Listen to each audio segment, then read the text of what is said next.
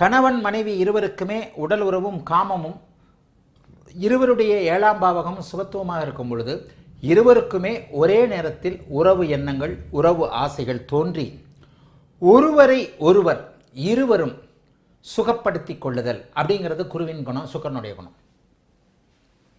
சரியான பேர் அப்படின்னு சொல்கிறோம்ல, ஒரு ரோட்டில் நடந்து போகிறாங்க, சில நேரம் அப்படி பார்க்கும்போது ஆஹா சரியான ஜோடி பொருத்தம், உயரம் அகலம் உயரம், ஒரு ஆண் அழகான ஆண், அவனுக்கு இணையாக ஒட்டி செல்லக்கூடிய பெண், பரவாயில்ல நல்ல ஜோடி பொருத்தமாக இருக்கிறாங்க அப்படின்னு சொல்கிறோம்ல, இதெல்லாம் அந்த குரு சுக்கரனுடைய வேலை.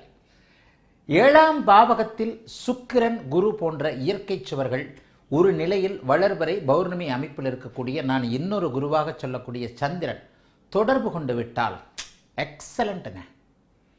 வாழ்க்கை துணை அப்படியே வாழ்க்கை. எவ்வளோ பேருக்கு கெட்ட வாழ்க்கை நடக்குதுன்னு நினைக்கிறீங்க? நீங்கள் நினைக்க வாழ்க்கையில் பாதி பேருக்கு நல்ல மனைவி இருக்கிறார்.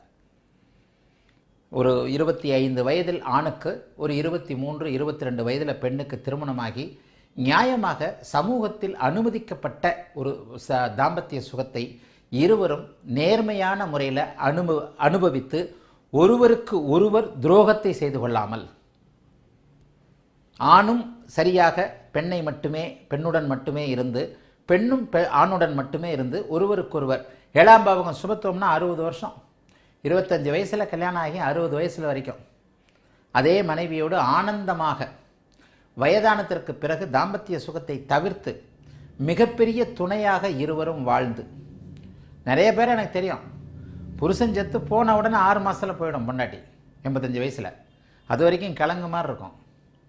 புருஷன் செத்து போனோன்னு அடுத்த 6 மாதத்துக்குள்ளே உருகியே செத்து போய்டும். அவர் போயிட்டார், எனக்கு என்னமே இருக்குது அப்படின்ட்டு.